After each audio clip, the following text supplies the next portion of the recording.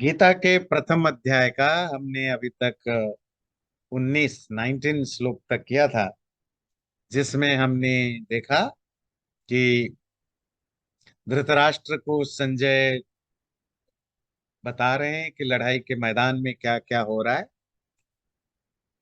तो दुर्योधन आचार्य जी से बात कर रहे थे, और तभी भीष्म ने उनकी खुशी के लिए जोर से शंख फूंका। और उनके शंख की आवाज सुन करके पूरे कौरव और पांडव पक्ष में हर कोई जोर जोर से शंख फूंकने लगे। शंख मतलब युद्ध शुरू होने की घोषणा है, प्रोक्लेमेशन है। और उसके बाद जितने तरह के दूसरे इंस्ट्रूमेंट थे, बाजा थे, जो कुछ थे, वो सब बजने लगे। और इतने जोर से आवाज हुआ मानो आकाश भी कांपने लगा। और तभी तो 28 है ना, 20वें श्लोक से आज करें। अथ व्यवस्थितान् दृष्ट्वा धार्तराष्ट्रान् कपिध्वजः प्रवृत्ते शस्त्र संपाते धनुरुद्यम पांडवः ऋषिकेशं तदा वाक्य मिदमाह महीपते। अथ, और इसके बाद जब चारों तरफ से शब्द सुनाई देने लगा, वो ड्रम के, नगाड़े के और अलग अलग जो युद्ध वाद्य है, जो वार इंस्ट्रूमेंट है, उसकी आवाज जब चारों तरफ से सुनाई देने लगा, और दूसरा, दोनों तरफ से सेनाएं लड़ाई के लिए तैयार हो गए। प्रवृत्ते शस्त्र संपाते, और हर कोई अपना अपना जो वेपन है, शस्त्र है, उसको चलाने के लिए तैयार है। तभी पांडव पांडु का बेटा अर्जुन अपने धनु को भी खींचने लगा। और खींच करके ऋषिकेशम तदा वाक्यम इदमाह, तब उसने ऋषिकेश से ये कहा। अभी तक संजय धृतराष्ट्र को बता रहे हैं कि हे महाराज, जब वो शंख फूंकने लग गए, चारों तरफ से बाजा बजने लग गए, लड़ाई की शुरुआत की घोषणा हो गई। सैनिक अपने अपने तलवार, धनु, जिस गदा, जिसके पास जो भी अस्त्र शस्त्र है, उसको लेकर के तैयार हो गए। तभी अर्जुन ने भी अपनी धनु को ले लिया। तभी उसने ऋषिकेश से ये कहा।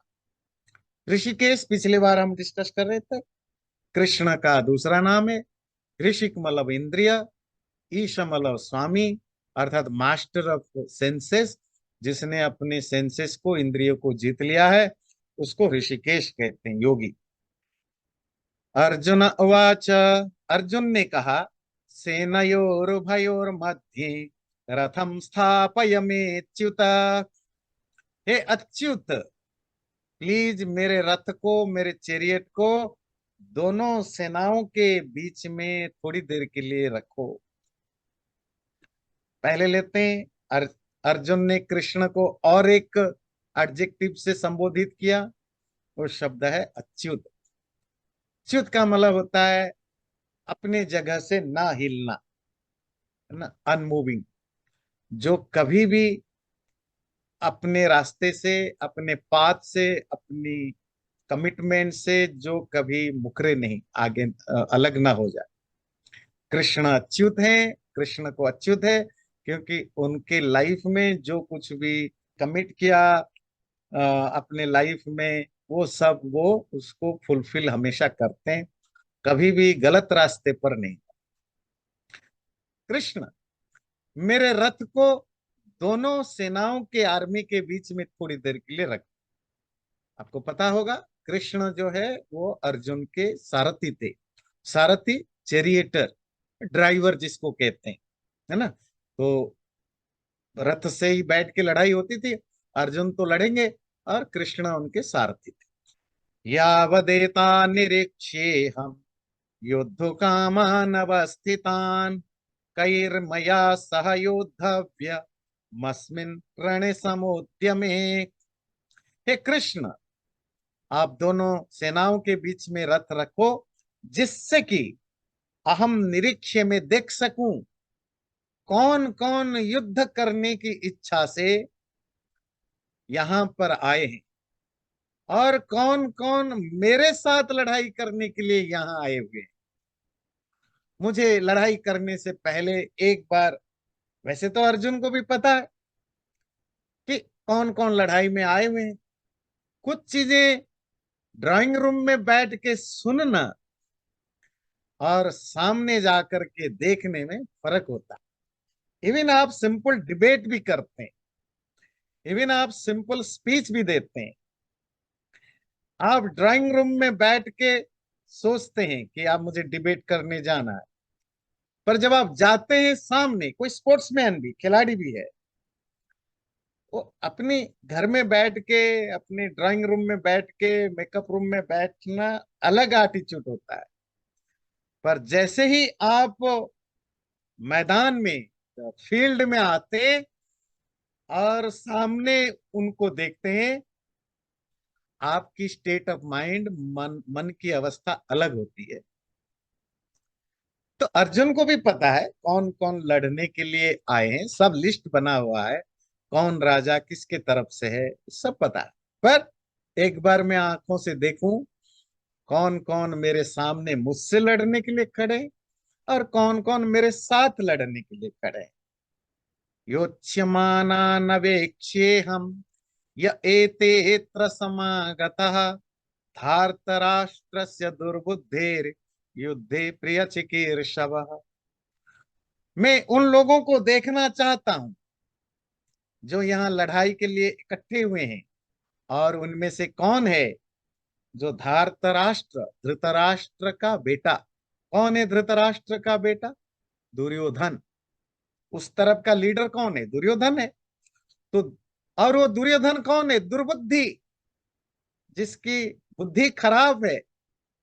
ये जो बुरे विचार वाला, बुरा सोच वाला जो धार्तराष्ट्र है, धृतराष्ट्र का बेटा, इस लड़ाई में उसकी प्रिय, अच्छा करने वाले कौन कौन है, वो भी थोड़ा मैं देखना चाहता हूं।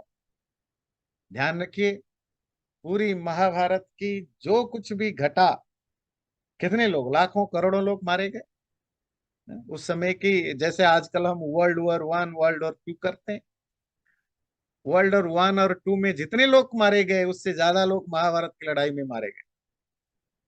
अगर आप महाभारत की को हिस्टोरिकल मानते हैं, उतने लोग मारे गए। मतलब सिर्फ इंडियन सब कंटिनेंट नहीं, उधर ईरान तक, ईरान और कजाकिस्तान तक, उधर श्रीलंका तक, उधर म्यांमार, थाईलैंड तक भी राजा लोग आए थे, एक दोनों साइड में लड़ने के लिए। तो ये पूरा एक तरह के सब कंटिनेंट के सब, जहां जो भी इंडिपेंडेंट वीर था, राजा थे, किसी ना किसी साइड से, या तो पांडव, पांडव की तरफ से या कौरव की तरफ से लड़ रहे थे। इतनी बड़ी लड़ाई, और वो लड़ाई, उस लड़ाई का कॉज एक ही था, दुर्योधन की जो स्टबर्ननेस, जिद्दीपन और अहंकार।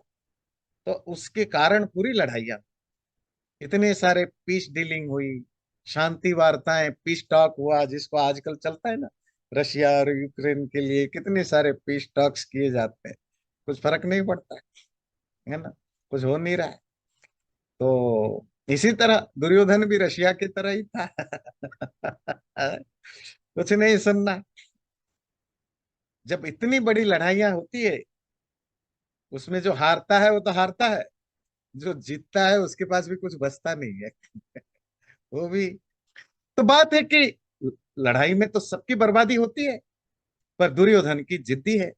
इसीलिए अर्जुन कहते हैं, वो जो धृतराष्ट्र का पुत्र दुर्बुद्धि, इविल माइंडेड है, खराब बुद्धि वाला दुर्योधन, उसका भला करने के लिए भी कौन कौन आए हैं, अब मेरे साथ कौन कौन खड़े हैं, उनको एक बार मैं अच्छी तरह देख लूं। संजय उवाच। तो संजय धृतराष्ट्र को कहानी सुना रहे हैं। एवं मुक्तो ऋषिकेशो गुडाकेशेन भारत सेनयोरुभयोर्मध्ये स्थापयित्वा रथोत्तमम्।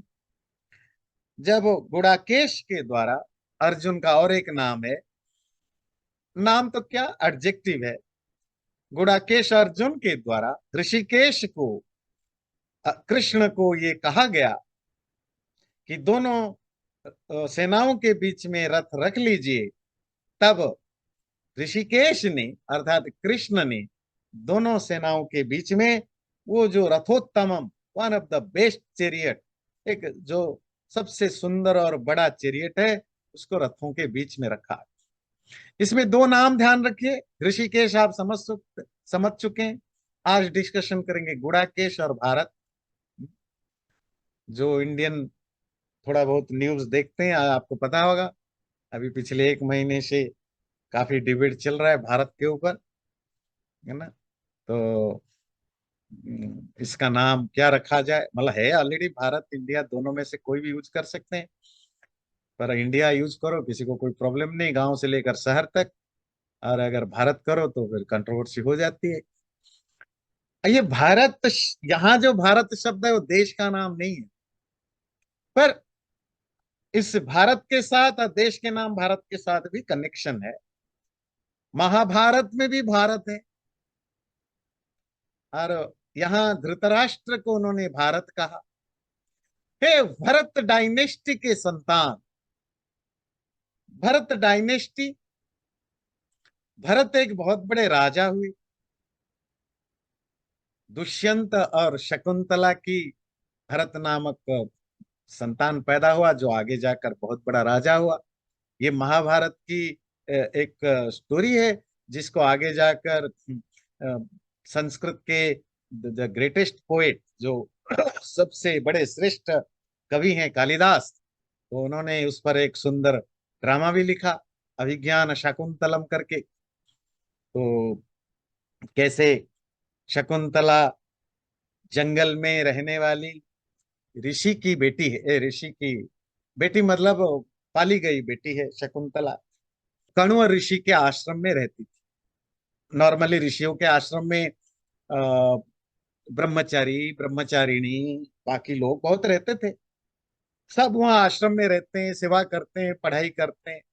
शकुंतला भी वन ऑफ देम थी, उनमें से एक थी, बहुत सुंदर थी, अच्छी थी, और काण्व की सबसे प्यारी थी, बेटी थी, मतलब पाली हुई बेटी थी। तो कण्व ऋषि एक बार बाहर जाते हैं कहीं एक साल के लिए कोई यज्ञ करने कराने। तो दुष्यंत राजा, जो उस समय के सबसे माइटी, बलवान और प्रसिद्ध राजा थे, वो शिकार के लिए आते हैं। शिकार करते करते वो, उनकी सेना और दुष्यंत दो अलग अलग हो जाते हैं। तो ये अकेले भागते भागते थक गए, जंगल में थक करके इधर उधर रास्ता भटक के यहाँ पहुंच गए कण्व के आश्रम में। तो कण्व के आश्रम में पहुंच के देखा कि ये बड़ा खूबसूरत बगीचा भी है, ऋषि के आश्रम है। नॉर्मली आपको पता हो तो, अपने जो लोग रामायण क्लास में आते थे आपने पढ़ा होगा, कोई भी राजा हो या राजकुमार हो, जब वो आश्रमों में जाते थे या गुरुकुल में जाते थे, कम से कम 1-2 माइल पहले से अपनी जूता, चप्पल, मुकुट, जो रॉयल ड्रेस, जो धनु, बाण, तीर, ये सब रख लेते थे। और अपनी आर्मी, अपनी जो भी बड़े बड़े ऑफिसर, सबको रखते थे बिल्कुल सिंपल कपड़ा पहन करके, बिना चप्पल के, आम गुरुकुल के ब्रह्मचारी के, ब्रह्मचारी मतलब स्टूडेंट के तरह ही गुरुकुल में या आश्रमों में जाते थे। क्यों? एक तो रिस्पेक्ट करना, जो भी गुरुकुल की या उस आश्रम की जो एक रूल है, क्या रूल है, सिंप्लिसिटी, वो सिंप्लिसिटी को रेस्पेक्ट करना।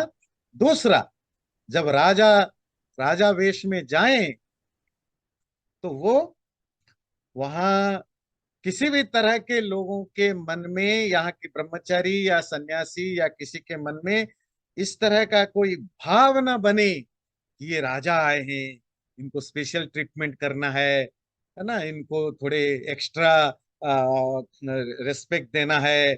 या तीसरी कारण, कि किसी के अंदर ये भाव ना हो कि राजा बहुत बड़ा होता है, हम छोटे होते हैं, कॉम्प्लेक्स ना हो। आपने देखा, जब राम जाते थे, भरत जाते थे, दशरथ जाते थे, तो आपने उस समय वाल्मीकि रामायण में भी पढ़ा। तो वो अपना दूर सब रख करके बिल्कुल सीधा ब्रह्मचारी के सिंपल भाषा में जाते थे। इसी तरह दुष्यंत भी आए कि कण्व ऋषि का आश्रम में प्रसिद्ध है। तो आकर के वो एक जगह उनकी जो बगीचा है, बहुत बड़ा बगीचा, तो वो कोने में बैठे। तो उन्होंने देखा कि ऋषि कुमार वहां कोई खेल रहे हैं, कोई पेड़ों में पानी दे रहे हैं, कोई जो जानवर है, वहां आश्रमों में बहुत सारे जानवर होते हैं, तो वो जानवरों को कोई खेल रहे हैं। तो वहां ये शकुंतला भी जो है वो एक पेड़ों में पानी दे रही थी, सुंदर थी। तो ये राजा लोग तो होते हैं, जहां उनका मन लग गया भाई, उसी से शादी करना है, उठा के ले लेना है। ये तो हमेशा से रहा। तो उन्होंने फिर शकुंतला से मिले, वो बातचीत हुई, उनका प्रेम हुआ। वहां महीनों करीब दुष्यंत रहने लगे। काणव ऋषि थे नहीं। शकुंतला के साथ उन्होंने वहां गांधर्व विवाह किया। आपको पता है ना, धर्मशास्त्र में, सनातन धर्म के शास्त्र में 8 तरह के मैरिजेस होते हैं। जो आप मंत्र वगैरह के साथ करते हैं उसको वैदिक विवाह, मतलब आजकल वैदिक कहते हैं, प्राचीन काल में उसको ब्राह्म विवाह या दैव विवाह, दो अलग अलग कैटेगरी के होते थे। तो उनमें जो चौथी कैटेगरी की होती थी उसको कहते हैं गांधर्व विवाह। मतलब कोई मंत्रोच्चारण नहीं, कोई विधि नहीं, कुछ नहीं, दोनों गए एक दूसरे को माला चेंज कर दिया, जिसको आप आजकल जयमाला कहते हैं, तो वो गारलैंड एक्सचेंज कर लिया, और मन में ये मान लिया कि आप मेरे पति हो, आप मेरी पत्नी हो, डन, विवाह हो गया। ऐसे भी बहुत रहते थे, इसको गांधर्व विवाह कहते। तो दुष्यंत और शकुंतला में प्यार हुआ। प्यार होने के बाद फिर दोनों ने गांधर्व विवाह कर लिया। दुष्यंत वहां काफी दिन तक रहे। फिर राज्य से मैसेज आया कि भाई आप यहाँ तो बस शकुंतला के चक्कर में फंसे रहे हैं, राज्य संभालने के लिए भी तो चलो, सब इंतजार कर रहे हैं, कितने दिन आप रुकेंगे। और कुछ प्रॉब्लम भी, दूसरे शत्रु भी कहीं अटैक कर रखा है। उन दिनों तो 24 घंटे शत्रु अटैक करने का रहता था। तो दुष्यंत भागने लगे। जब भागने लगे तो शकुंतला को बोले चलो मेरे साथ। शकुंतला ने बोला अभी पिताजी तो जो कण्व ऋषि हैं, उनकी जो फोस्टर फादर हैं, वो तो अभी है नहीं, वो तो कितने दिनों के बाद आएंगे, तो मैं अभी नहीं जा सकती हूँ। तो पर मुझे तो जाना पड़ेगा। तो आप चले जाओगे फिर मेरा क्या होगा, शकुंतला ने पूछा। भला ऐसा है कि जब कण्व ऋषि आ जाएं तो मैं वहां जा करके अपनी पूरी जो भी फॉर्मेलिटीज हैं, मैं अपने फैमिली वालों को, ऑफिसर्स को, पूरी जो विधि विधान के साथ आएंगे, और आपको और मैं खुद आऊंगा आपके पिता कण्व ऋषि से मिलके, और आपको बिल्कुल विथ फुल रेस्पेक्ट आपको ले जाएंगे। और उन्होंने अपनी एक अंगूठी ना, रिंग, उनको दिया। वो किसके लिए, आइडेंटिफाई के लिए, कि कल आप जाओ, है ना, कोई कहे कि मैं भूल जाऊं या कुछ और ऐसा कुछ हो जाए, तो ये राजा की जो रॉयल रिंग है वो प्रूफ है कि मैं आपसे मिला था। और ऐसा हो। तो दुष्यंत चले गए। सब कुछ ठीक था, शकुंतला, अब दुष्यंत चले गए तो बेचारी जब देखो तो दुष्यंत की सोच में खोई खोई है। नेचुरल है भाई। अब शादी के अभी 2 महीने के बाद पति पत्नी अलग हो जाए तो ऑफिस में कहाँ मन लगेगा, काम में कहाँ मन लगेगा, दिमाग में तो 24 घंटे वही विचार आएंगे। तो शकुंतला को भी वही ख्याल आए। बड़ी पर एक दिन बड़ी मुसीबत हो गई। मुसीबत ये हुई कि शकुंतला किसी पेड़ के नीचे बैठ के ऐसे खोई हुई है दुष्यंत की सोच में। तभी एक ऋषि आए, वो दुर्वासा ऋषि। अब वो बड़े गुस्सेल हैं, मतलब उनको, वो बड़े शॉर्ट टेम्पर्ड हैं, है ना। तो ऋषि लोग क्या करते हैं, खाना पीना कैसे खाते हैं, मांग के खाते हैं। भिक्षा वाज पार्ट ऑफ देम। तो उन्होंने आया कि भिक्षाम देही, कुछ है तो दे दो। शकुंतला घर में बैठी है अंगन में और सुन नहीं रही। तो दुर्वासा ने मनी मन उसको पता लगा ये क्या है। पता लगा कि ये दुष्यंत की सोच में पड़ी हुई है। गुस्सा आया, कैसे, हाउ डेयर यू, तुम अपने पति की या प्रेमिक की चिंता में मेरे जैसे ऋषि को तुम नहीं सुन रहे हो। तो उन्होंने शाप दे दिया। शाप समझते हो, कर्स। क्या? तो जिसकी सोच में पड़ के मुझे इग्नोर किया, वो तुम्हें हमेशा के लिए भूल जाएगा। पर शकुंतला को पता नहीं, उसकी जो जो दूसरे फ्रेंड्स थे, सहेली, उन्होंने सुन लिया। उन्होंने जाकर के दुर्वासा के पैरों में पड़े, प्लीज मेरी हमारी जो फ्रेंड है, वो बेचारी सीधी सादी है, भोली भाली है, सिंपल है, नाइव है, वो अभी उसका पति दुष्यंत चले गए, अब उनको वही चिंता चलती है, वो उन्होंने आपका ध्यान नहीं दे पाया, माफ कर लीजिए। अब दुर्वासा ने बोला, देखो जो कर्स या पुण्य होता है, जो वर या जो शाप, जो एक बार हो जाता है तो हो जाता है, दोबारा चेंज नहीं किया जा सकता। कुछ तो रास्ता बताइए।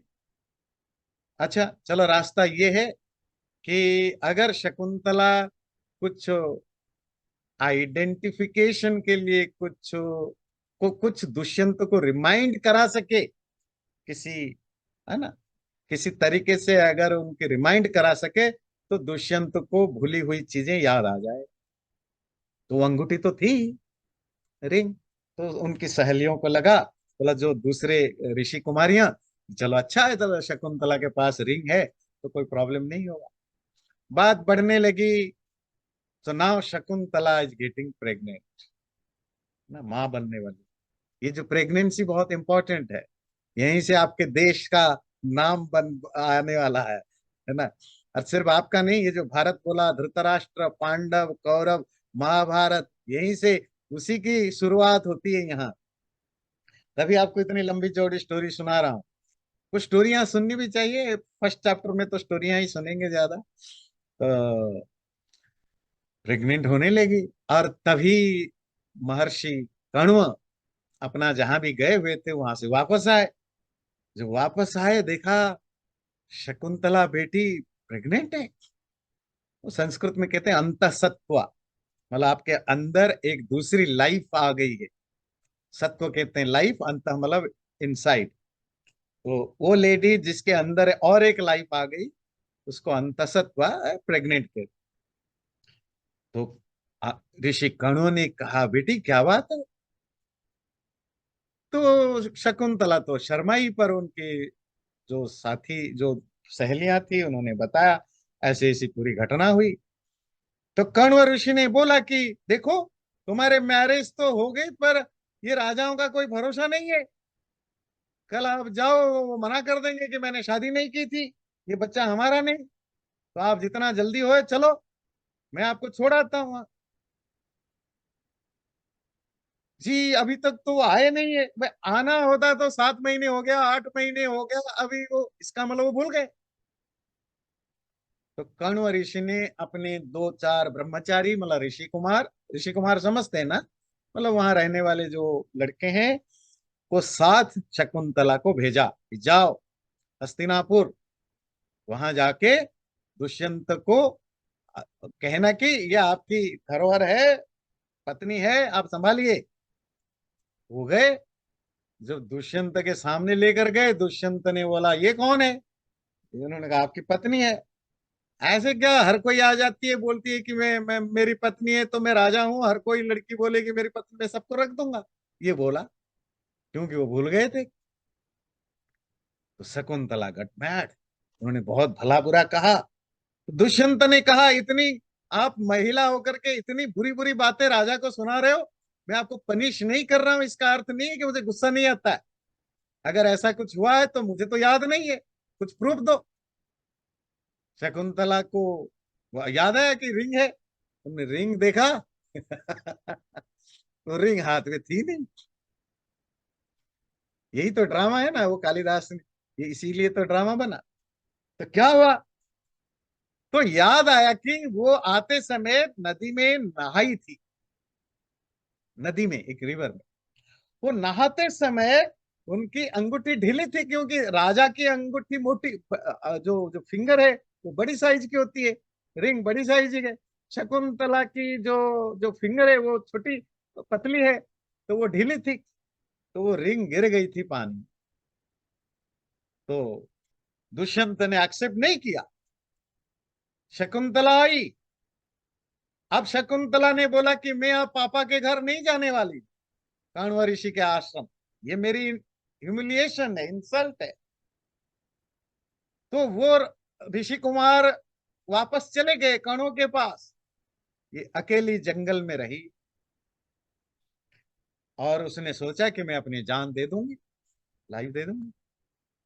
वैसे शकुंतला के जन्म की अपनी कहानी है, खैर हम उस कहानी पर नहीं, एक कहानी को दूसरी कहानी सुनाते जाएंगे तो गीता रह जाएगी। थोड़ी थोड़ी कहानी तो ठीक है। तो शकुंतला की भी अपनी स्टोरी है। शकुंतला की जो माँ है वो एक अप्सरा थी, मोनिका, मेनका, मेनका नाम से। तो मेनका को पता चला, किसी ने खबर पहुंचाया गंधर्व लोक में कि आपकी बेटी शकुंतला, और जो शकुंतला है वो विश्वामित्र और मेनका, विश्वामित्र ऋषि और मेनका अप्सरा की बेटी। फिर वो अलग स्टोरी है, और कभी मौका मिलेगा सुनाएंगे। तो मेनका ने को पता चला, उन्होंने अपनी बेटी को, प्रेग्नेंट बेटी को अपने साथ गंधर्व लोक ले गई। तो वहां जाकर उन्होंने पाला पोसा, और वहां उनका एक बेटा पैदा हुआ जिसका नाम है भरत। भरत, राम का भाई भरत वो दूसरा है, रामायण वाला। ये भरत दूसरा है। ये भरत थोड़ा माइथोलॉजिकल भी हल्का फुल्का है, मतलब नहीं कह सकते कि वो हिस्टोरिकल है कि माइथोलॉजिकल है, क्योंकि उसमें थोड़े माइथोलॉजी का भी एंगल है, क्योंकि गंधर्व लोक, मेनका। राम भरत तो ये तो प्योरली हिस्टोरिकल है। तो भरत पैदा हुआ, और भरत इतना पावरफुल, माइटी, बचपन से ही बड़ा स्ट्रांग, सब कुछ बढ़िया था। तो एक दिन दुष्यंत कहीं लड़ाई करने गए थे, और लड़ाई जीत के उस गंधर्व लोक में ही आ गए थे, गंधर्व लोक पहुंच गए थे। ऐसे टहलते टहलते देखा एक छोटा सा लड़का, वो शेर के साथ खेल रहा है, शेर समझते, लायन, और खेल नहीं रहा है, उसकी जबरदस्ती उसको मुंह को खोल के उसके दांत गिन रहा है ना, टीथ, दांतों को गिन रहा है। दुष्यंत बड़े सरप्राइज हुए, ये 6-7 साल का बच्चा शेर का मुंह खोल के दांत गिन रहा है, वो भी जंगली शेर, वाइल्ड लायन है। तो उन्होंने बुलाया, बेटे इधर आओ, क्या नाम है तुम्हारा? भरत। माँ का नाम क्या है? शकुंतला। पापा का नाम क्या है? जी, ये तो पता नहीं। तो अच्छा, लेकर चलो, माँ से मिलाओ। वो गए, माँ से मिले, शकुंतला को देखा, तो दुष्यंत को याद आया। दुष्यंत को वैसे नहीं याद आया, उससे पहले स्टोरी क्या हुई। जब शकुंतला चली गई गंधर्व लोक में, टाइम बीत गया, दुष्यंत अपने काम में बिजी रहे, अब शकुंतला नहीं, एवरीथिंग इज नॉर्मल। तभी हस्तिनापुर में, मतलब दुष्यंत के राज्य में, उनकी जो पुलिस है, तो दो पुलिस वालों ने एक मछुआरे को, फिशरमैन को पकड़ के लाए जेल डालने के लिए। तो महाराज ने पूछा इसकी क्राइम क्या है? बोले ये बड़ा चोर है। क्या चोरी किया है? कि आपकी रॉयल रिंग, राजा की अंगूठी चोरी किया है। फिशरमैन को, मछुआरे को पूछा, भाई तूने चोरी किया है? बोले नहीं जी। फिर ये तुम्हें कहां से मिली ये अंगूठी? बोले ऐसे है कि मैं उस नदी में मछली पकड़ रहा था, और मेरे जाल में एक मछली आई, जब उस मछली को काटा तो उसके पेट में से रिंग निकली। तो राजा ने जब वो अंगूठी को देखा, उनको याद आ गया, क्योंकि उनको एक वो चाहिए था, आइडेंटिफिकेशन, दुर्वासा की ये थी। अच्छा, ये तो शकुंतला को मैंने दिया था, ओ माय गॉड, क्या मैंने गलत कर दिया। तो फिशरमैन को काफी पैसे पैसे दे के छोड़ दिया, रिवॉर्ड दे के, वो उनको याद आ गया था। अब गंधर्व लोक में शकुंतला मिली, तो शकुंतला ने पूरी स्टोरी सुनाई। तो उन्होंने माफी माफी मांगी दुष्यंत ने। शकुंतला बोली अब मैं तो नहीं जाने वाली हूं, जो एक बार हो गया हो गया। जी ये बेटा, ये आपका ही है, इसको लेना है तो ले जाओ, मैं क्यों इसका फ्यूचर खराब करूं। तो दुष्यंत भरत को लाए, वही भरत आगे जाकर के राजा बना, और वो इतना पावरफुल राजा बना कि मोस्ट ऑफ मिडिल ईस्ट से लेकर सेंट्रल एशिया से लेकर सेंट्रल इंडिया तक बहुत बड़े, आप गूगल करके भी पा सकते हैं भारत की किंगडम कितना बड़ा था, बहुत बड़े राज्य पर राज किया। One of the famous king बने राजा भरत।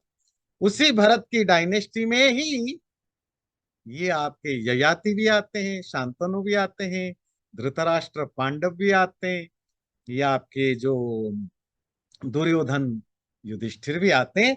इसीलिए संजय यहाँ क्या कह रहे, हे भारत, धृतराष्ट्र को कहते हैं भरत डायनेस्टी को विलंग करने वाले। महाभारत को महाभारत क्यों कहा जाता है, क्योंकि ये स्टोरी है भरत डायनेस्टी के बारे में। ध्यान रखिए, महाभारत को महा मतलब भी ग्रेट भारत क्यों कहा जाता है, क्योंकि इसमें जितने भी स्टोरियां हैं, एक चीज ध्यान रखिए, रामायण में एक ही स्टोरी है, राम की स्टोरी शुरू से आखिर तक। महाभारत में एक स्टोरी नहीं है रामायण की तरह, उसमें सैकड़ों स्टोरीज है। हाँ, जो मेन स्टोरी है कौरव पांडव कृष्ण इनकी है, पर इसके अलावा भी सैकड़ों और स्टोरीज हैं। पर वो सारी की सारी स्टोरियां कहीं ना कहीं भारत के डायनेस्टी से जुड़ा हुआ है। इसीलिए भारत से रिलेटेड कहानी होने से इस ग्रंथ का नाम पड़ा भारत, क्योंकि it's a big big big epic, इसलिए इसका नाम पड़ गया महाभारत। ठीक है। और देश का नाम जो भारत है, उसका एक जो रेफरेंस है वो इसी से जाता। चलिए अब हम गीता पर आते हैं, लंबी चौड़ी कहानी हो गई।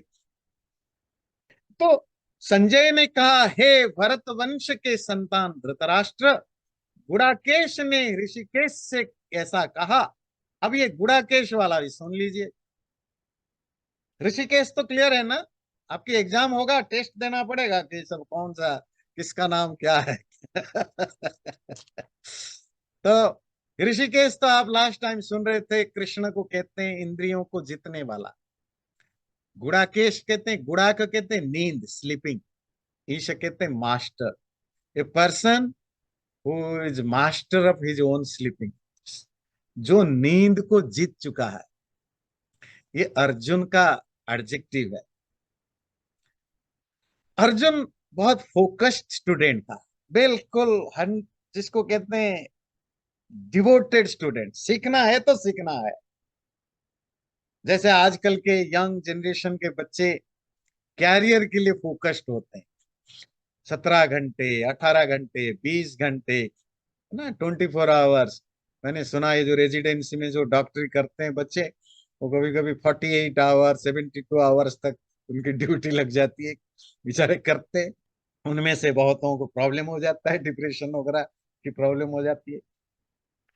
और ये तो मतलब ये इनको मजबूरी है, इनको ड्यूटी मिलती है।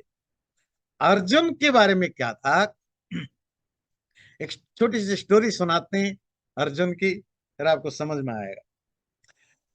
पांडव और कौरवों का गुरु कौन थे, द्रोण। द्रोण क्या थे, उपाध्याय, ट्यूटर, प्राइवेट ट्यूटर थे ना वो। और उनके लिए था कि आप और किसी को नहीं पढ़ा सकते, पर वो अपने बच्चे को पढ़ाते थे। द्रोण का बच्चा का नाम क्या है, अश्वत्थामा। तो वो अश्वत्थामा को भी सिखाते थे। Ashwatthama also very good, talented, बहुत टैलेंटेड था। द्रोण क्या करते थे, दिन भर तो बच्चों को अपना जो भी सिखाना है सिखाते थे, पर जो बहुत जिसको कहते हैं जो एक्सक्लूसिव चीजें हैं, जो सीक्रेट चीजें हैं, वो जब सब सो जाते थे रात को गुरुकुल में पांडव कौरव, तो वो अपना बेटा अश्वत्थामा को अकेले रात को घर से बाहर जाकर सिखाते कि जो जो एक्सक्लूसिव चीजें हैं ना, वो और कोई नहीं सीखे, सिर्फ मेरा बच्चा सीखे। अर्जुन एक दिन गया, 2 दिन गया, अर्जुन को रात को वैसे ही नींद कम आती, तो उसने कुछ आवाज सुना, बाहर जाकर देखा, गुरुजी अपने बेटे अश्वत्थामा को सिखा रहे हैं कुछ। तो उसने उस दिन प्रॉमिस किया, आज से मैं रात को भी नहीं सोऊंगा। और गुरु को पता भी लग, दिन में भी नहीं सोऊंगा, क्योंकि दिन में सोऊं तो गुरु को पता लग जाएगा कि भाई ये रात को नहीं सोया था। तो इसीलिए वो दिन में भी नहीं सोया, रात को नहीं। रात को क्या करता था, जब सब सो जाते थे तो वो द्रोण अपने बेटे को लेकर बाहर जाके सिखाते थे। वो चुपचाप अंधेरे में किसी पेड़ के नीचे छुप के बैठ जाता था। अब पूरी रात अश्वत्थामा को जो सिखाते थे वो सीखता था। अश्वत्थामा तो सुबह सो जाता था। अर्जुन को सुबह फिर डे टू जो डेली रूटीन है उसको फॉलो करना पड़ता था, क्योंकि उसको ये दिखाना नहीं कि नहीं तो फिर गुरुजी पनिशमेंट देंगे। तो पूरे दिन रात 24 आवर 24 घंटे अर्जुन कभी सोया ही नहीं, कितने सालों तक पूरे गुरुकुल में जब तक रहा वो सोया ही नहीं। इसीलिए अर्जुन को वो सब ज्ञान है जो द्रोण को भी है, और द्रोण को पता ही नहीं कि अर्जुन को क्या क्या पता है, क्योंकि जो गुरु ने सिखाया वो तो सीखा, गुरु ने जो नहीं सिखाया वो भी अर्जुन को सब पता था, क्योंकि वो छुप के रात को सिखा था सब चीज। इसीलिए उसका नाम पड़ा गुड़ाकेश। देखिए एक एक इंटरेस्टिंग कैरेक्टर है ना। तो गुड़ाकेश अर्जुन ने ऋषिकेश इंद्रियों को जीतने वाले कृष्ण से जब कहा, तो कृष्ण ने अपने रथ को दोनों सेनाओं के बीच में रख दिया। भीष्म द्रोण प्रमुखतः सर्वेषां च महीक्षिताम् उवाच पार्थ पश्यैतान् समवेतान् कुरु नीति। कृष्ण ने दोनों सेनाओं के बीच में अपने रथ को रख करके अर्जुन से बोला, हे पार्थ। अब यहां देखिए पार्थ शब्द आया, पृथा का बेटा। पृथा कौन है, उनकी माँ। तो माओ का कितना रेफरेंसेस आता है ध्यान रखिएगा, कि हे पृथा का बेटा अर्जुन, पश्य देखो, तो लड़ाई में तुम्हारे तरफ या शत्रु के तरफ जो भी लड़ने आए हैं वो सब खड़े हुए हैं। कौन है वो, भीष्म आपकी ग्रैंडपा, पितामह दादाजी, द्रोण आपके गुरु, और प्रमुखता और हजारों सैकड़ों हजारों दूसरे दूसरे राजा भी खड़े। देखिए बड़ा इंटरेस्टिंग है ना। जब आप लड़ाई के मैदान में हो, सामने देखते हो आपके अपने दादाजी खड़े, आपके खुद के गुरुजी खड़े हैं, आपके चाचा मामा खड़े हैं, आपके भतीजे भांजे खड़े हैं, और आप उनसे लड़ेंगे। इजी, मेंटली सोचिए सोचिए, इज इट इजी थिंग? कितनी बड़ी डिलेमा होगी। लड़ाई छोड़ दीजिए, कंपटीशन भी हो जाए। चलो नौकरी देने गए हैं, आप भी गए हैं और आपके साथ आपका भतीजा भी गया है, या आपका बड़ा भाई या छोटा भाई भी वहीं गया है, तो आपकी क्या हालत होगी। इवन उसी सेम जॉब के लिए। तो स्टेट ऑफ माइंड को समझिए। जो गीता क्यों जरूरी है यहीं से शुरू होगा। अर्जुन की डिलेमा को जैसे जैसे आप समझेंगे, अपने लाइफ से उसको रिफ्लेक्ट करेंगे, तो समझ में आएगा कि गीता क्यों कितना जरूरी है। ये कोई प्योर स्पिरिचुअल बुक नहीं है। हाँ, स्पिरिचुअलिटी की डिस्कशन है, क्योंकि आपकी मेंटल प्रॉब्लम का सल्यूशन केवल मटेरियल या मेडिकल चीजें नहीं, स्पिरिचुअलिटी भी जरूरी है मेंटल ट्रीटमेंट के लिए। तो स्पिरिचुअल अंडरस्टैंडिंग भी जरूरी। तो कृष्ण ने कहा, देखो दोनों तरफ से सब खड़े हैं, इसमें तुम्हारे दादाजी, गुरु और बड़े बड़े राजा महाराजे सब यहीं खड़े हैं। तत्र पश्यत् स्थितान् पार्थः पितृनथ पितामहान् आचार्यान् मातुलान् भ्रातॄन् पुत्रान् पौत्रान् सखिंस्तथा। तब पार्थ ने, अर्जुन ने देखा, क्या देखा देखिए, पितृन अपने फादर्स को, पिताओं को, पिता मतलब अंकल चाचा मामा, पितामहन दादाओं को, एक दादा नहीं, अपना दादा तो भीष्म है, पर रिलेटिव्स में भी तो बहुत सारे दादा होते हैं ना भाई। अंकल ग्रैंडपा, वो आपके गांव में शहरों में आपके रिश्तेदार में कितने, फूफा भी फूफा का पिता वो भी आपकी ग्रैंडपा है, मामा का पिता वो भी ग्रैंडपा है। तो बहुत सारे दादाओं को नानाओं को, पितृन मतलब पिता नहीं, बाप तो एक ही है, पर जो चाचा ताऊ रिश्तेदारों को, आचार्यान, अपने गुरुओं को, मातुलान, मामा, मामा समझते हैं ना, मैटरनल अंकल, भ्रातृन, अपने भाइयों को, इस साइड तो अपने भाई हैं, दूसरे तरफ भी कौन से पराए भाई हैं, कजन है ना, पुत्रान, अपने बच्चों को, खुद के भी बच्चे हैं, अपने भाइयों के भी बच्चे हैं, अपने कजन्स के भी बच्चे हैं, वो तो सब अपने ही बच्चे हैं ना, वो भी तो आपको ताऊ जी, चाचा जी बोलते रहते हैं। आपने कभी उनको मिठाइयाँ आपने भी बांटी होगी, टॉफी आपने भी दी होगी। पौत्रान, अपने नाती पोतों को, ग्रैंड चिल्ड्रेन, सखीन, और अपने दोस्तों को, फ्रेंड्स को, जिनके साथ आप चाय पीते थे, खाना खाते थे, मस्ती करते थे, गालियां देते थे, घूमने जाते थे, शिकार करते थे, वो सब यहाँ लड़ाई के लिए कभी मेरे तरफ या मेरे खिलाफ लड़ने के लिए तैयार है। शशुरान सुहृदश्चैव सेनयोरुभयोरपि तान् समीक्ष स कौन्तेयः सर्वान् बन्धूनवस्थितान् कृपया परयाविष्टो विषिदन्निदमब्रवीत्। और कौन थे ससुर, फादर इन लॉ, सिर्फ अपने नहीं, भाई अपना फादर इन लॉ तो है, भीम के भी हैं, युधिष्ठिर के भी हैं, नकुल के भी हैं, सहदेव के भी हैं, दुर्योधन दुशासन के भी फादर इन लॉ है, सब तो अपने ही है ना, अपने ही घर के हैं सब।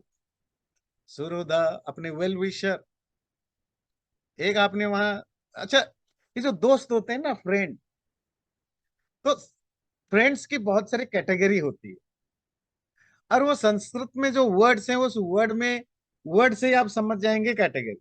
असंस्कृत में फ्रेंड्स को क्या कहते हैं, मित्र, सखा, सुहृद, बंधु, इनके मीनिंग समझिए, बड़ा इंटरेस्टिंग है।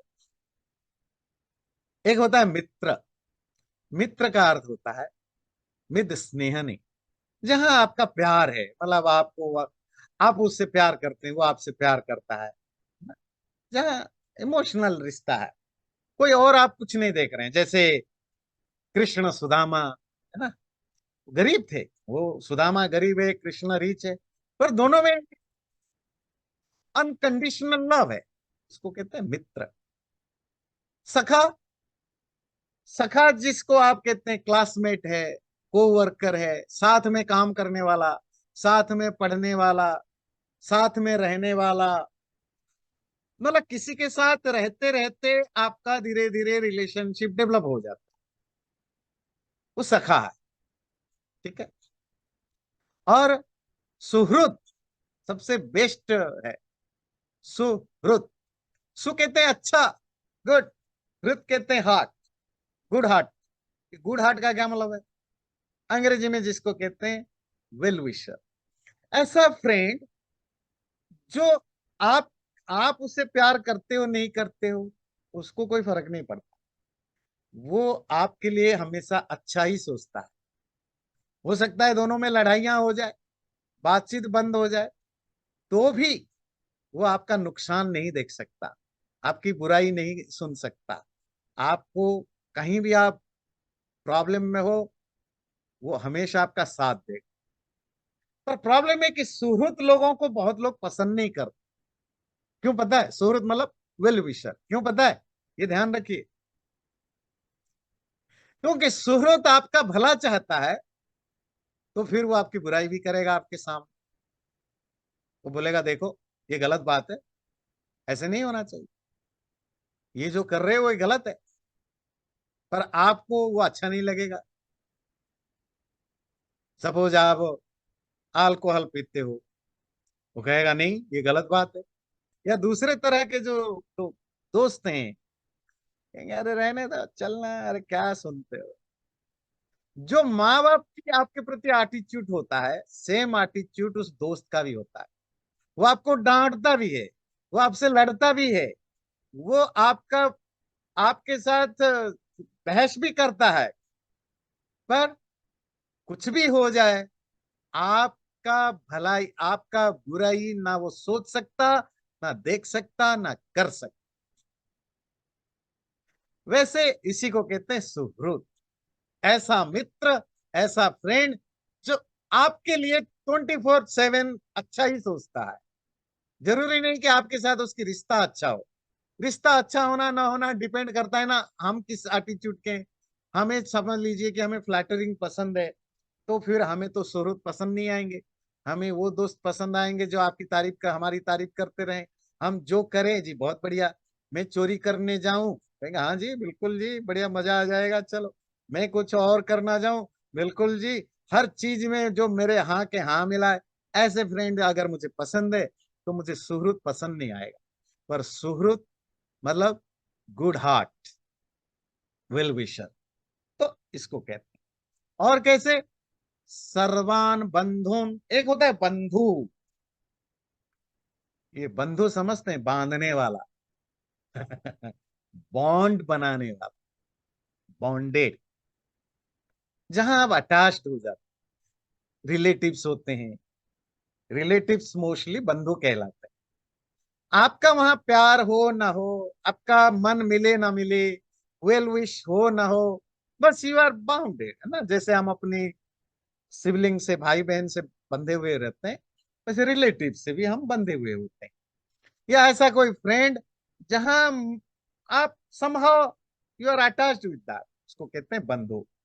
तो ये बहुत सारे तरह के जो फ्रेंड्स होते हैं, वो भी सब उस लड़ाई के मैदान में खड़े हुए थे। जब कौंतेय ने, कुंती पुत्र अर्जुन ने इन सबको देखा, कृपया परया वेष्ट, वो एक्सट्रीम कंपैशन, एक अतीत दया से वो भर गया। फिर विषीदन, with full of lamentation, grave grief, दुखी होकर के बोला। अभी हम तो कहानी सुन रहे हैं, हमें मजा आ रहा है, पर जो मैदान में खड़ा है, लड़ाई के मैदान में, एक साइकोलॉजिकल चीज को समझिए। सपोज मेरा अपने रिश्तेदारों से, रिलेटिव से, फ्रेंड से लड़ाई हो गई, बहुत झगड़ा हो गया, प्रॉपर्टी को लेकर बहुत लड़ाइयाँ होती है, भाई बहन के बीच में लड़ाई होती है। भाई बहन की लड़ाइयाँ तो भारत में फेमस ही फेमस है ना। 50% फैमिली मिलेंगे जहां भाई भाई की लड़ाई है प्रॉपर्टी के लिए, कभी कभी मारकाट तक भी जाती है। आप ड्राइंग रूम में बैठ के, अपने घर में बैठ के ना, अपने टीचर को 100 गालियां दे सकते हो। आप अपने फादर को, पापा के खिलाफ भी बोल सकते हो, कितना गंदा है, कितना खड़ूस है, कितना ऐसा है, हर बार में टोकते हैं, 50 चीजें बोल सकते हो। अपनी माँ के खिलाफ बोल सकते हो, अपनी वाइफ या हस्बैंड के खिलाफ बोल सकते हो। कब? जब वो सामने नहीं होते। इट्स वेरी इजी, है ना। जब वो सामने नहीं होते, आप किसी के भी खिलाफ बोल सकते हैं, इंक्लूडिंग अपने पिता माता, पति पत्नी तो आम बात है, उसमें तो कोई बड़ी बात नहीं, एक दूसरे के उनके एब्सेंस में उनके बारे में बोलना पर अपनी माँ बाप भाई बहन रिलेटिव बड़ा इजी है बोलना। अच्छा सपोज आप अपने पिता के बारे में बोल रहे हो, कुछ बुराई का मतलब नहीं कि आप कुछ एनिमिटी है, जैसे आप बोल रहे हो कि मेरे पिताजी बड़े गुस्सैल हैं, वो ऐसा है, हर बात में टोकते हैं, कुछ करने नहीं देते, अब इतना ही भी बोल रहे थे, और सपोज पिताजी अंदर आ गए, अब आप बोल पाएंगे उनके सामने ये बात? बहुत रेयर ही होगा। कोई बहुत ज्यादा बैड मैनरली हो ना, वो अलग बात है, नॉर्मली नहीं बोल पाएंगे ना। आप अपने भाई या बहन या फ्रेंड के खिलाफ कुछ बोलते हैं, आप अपने आचार्य के खिलाफ बोलते हैं, अरे सामने आ जाए, बोल पाएंगे? नहीं। किसी के एब्सेंस में उसकी बुराई करना, और ये प्लानिंग भी करना, कंस्पिरेसी करना भी आसान है। इवन आप, मैं उसको मार डालूंगा, मैं उसकी बुराई करूंगा, मैं उसकी जिंदगी खराब कर दूंगा, मैं उसकी बिजनेस नष्ट कर दूंगा, ये सब आप उसके कहाँ कर सकते हैं? उसके बैक में, उसके पीछे कर सकते हैं। जब वो सामने हो जाए, फिर आप ये सब बोल भी नहीं सकते। और अगर बात खुल भी जाए, तो आप सॉरी सॉरी सॉरी बोलेंगे। सॉरी इसलिए नहीं बोलेंगे कि आप कोई हिपोक्रेट है, नहीं।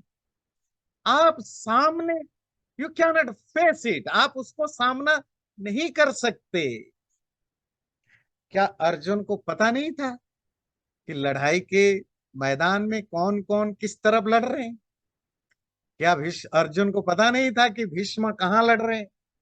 द्रोण, आपको किससे लड़ना है? द्रोण से भी लड़ना है, क्योंकि द्रोण दुर्योधन के साइड में, भीष्म दुर्योधन के साइड में, शल्य दुर्योधन के साइड में।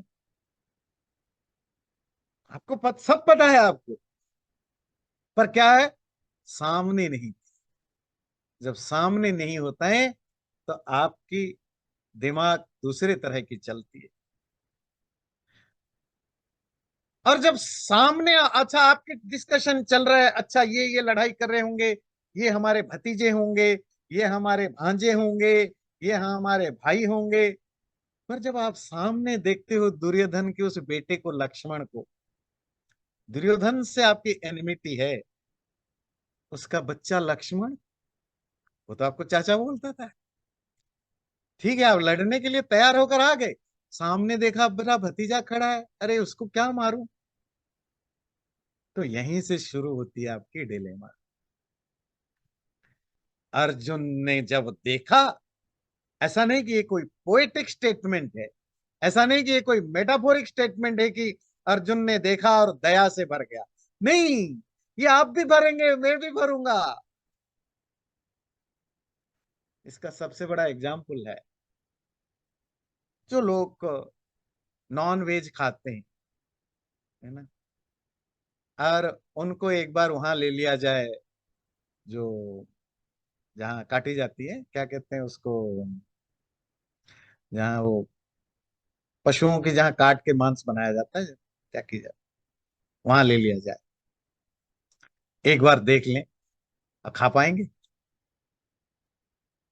जो जानवर कट रहा होगा, तड़प रहा होगा, छटपटा रहा होगा, काटने के बाद तड़प रहा होगा, खा पाएंगे? नहीं। क्योंकि, अच्छा, पर हम रोज खाते, मतलब दुनिया रोज खाती है। यहाँ तो सुबह भी खाते हैं, शाम को भी खाते हैं, ब्रेकफास्ट में भी खाते हैं, लंच में भी खाते हैं, स्वीट में भी खाते हैं, मतलब 24 घंटे खाते हैं। उन्हीं लोगों को लेकर दिखा दो, स्लॉटर हाउस, ये फॉरगेट अबाउट स्लॉटर हाउस, वही बच्चे, वही लोग, उनको कुत्ते को कोई पत्थर मार ले, कैसे तड़प जाते हैं ना, क्योंकि it's happening in front of them. Background में हमें पता है कि किसी को मारा जाता है तो उसकी मीट आती है, दैट्स अ डिफरेंट थिंग। वो हम सुनते हैं, हमें लगता है ठीक है बुरा होगा, पर वो फीलिंग नहीं आती है कभी। वो फीलिंग कब आएगी? जब मैं सामने देखूंगा, है ना, प्रत्यक्ष। वही है, अर्जुन ने प्लानिंग सब हो गया, लड़ना है, वो करना है, अब वो सामने देख रहा है उस बकरी को, उस भेड़ को, जो अभी कटेंगे, तड़पेंगे। ये लक्ष्मण है, इसको मारना है। देखो चिल्लाकर आ रहा है, चाचा मारूंगा। अबे नालायक, तुझे मैं कैसे मारूं? भीष्म आ रहे हैं लड़ाई करने के लिए, पोते लड़ मेरे से। दादाजी पैर छू के आपसे लड़ाई करनी पड़ती है। कैसे लड़े? Can you imagine? सोच पा रहे हैं ना क्या डिलेमा है? Real dilemma. अर्जुन की हालत अब क्या होती है, देखिए। अर्जुन उवाच, यहीं से है ना। हम्म। अर्जुन ने बोला, दृष्ट्वे मम स्वजनम कृष्ण युयुत्सम समुपस्थितम सीदन्ति मम गात्राणि मुखम च परिशुष्यति वेपथुश्च शरीरे मे रोमहर्षश्च जायते। ये अगले बार करेंगे, क्योंकि ये बड़ा interesting topic in the sense, जो एंजाइटी अर्जुन को हो रहा है, उसके सिम्टम बता रहे हैं। ये सब देख करके उसके शरीर कांपने लगा, गुजबम्स, रोए खड़े होने लगे। उसको समझ में नहीं आया कि मैं कहाँ खड़ा हूं, पूरे शरीर हिलने लगा। बिल्कुल वैसे ही मैं कंस्पिरेसी कर रहा था मेरे फ्रेंड के खिलाफ। लाखों लोग करते हैं, उसके बिजनेस को बर्बाद करना या उसको चीट करके उसका पैसा ले जाना। और हम तीन चार लोग बैठ के पूरी डिस्कशन कर रहे हैं। मे बी वो पार्टनर है मेरे मेरे मेरे बिजनेस में, और उसको चीट करना है, और उसको यहाँ से उसको नुकसान करना है। और हम बिल्कुल डिस्कशन कर रहे हैं, और मेरा दोस्त उसी समय आ गया। बड़ा पक्का दोस्त है जी, रोज घर आता है, उसके घर में जाता हूँ। आ गया। अब आ गया तो आपकी क्या हालत होगी पता है? आप आगे जाकर सब कुछ करेंगे जो कर रहे थे, पर उस समय बिल्कुल वही होगा। आपको पसीना आने लगेगा, आपकी हाथ पैर कांपने लगेगा। आप समझ नहीं सकते हो कि मैं इसको फेस कैसे करूं। वो होगा, ठीक है, बाद में फिर आपके दोस्त आपको समझा बुझा देंगे, वो करेंगे, आप करोगे वही चीज। पर उस समय जब आप इसको फेस करते हो, है ना, इसी को कहते हैं पैनिक अटैक, आपकी डिलेमा। तो वो हम अगले बार देखेंगे अर्जुन का क्या हालत होती है, फिजिकल और मेंटल स्टेट। प्रार्थना करते हैं, कोई क्वेश्चन हो तो बाद में पूछ सकते हैं। सर्वे भवन्तु सुखिनः, सर्वे सन्तु निरामयः, सर्वे भद्राणि पश्यन्तु, माँ कश्चित् दुःखभाग् भवेत्। ओम शांति शांति शांति। चैनल को सब्सक्राइब जरूर करें और वीडियो अच्छा लगे लाइक भी जरूर करें।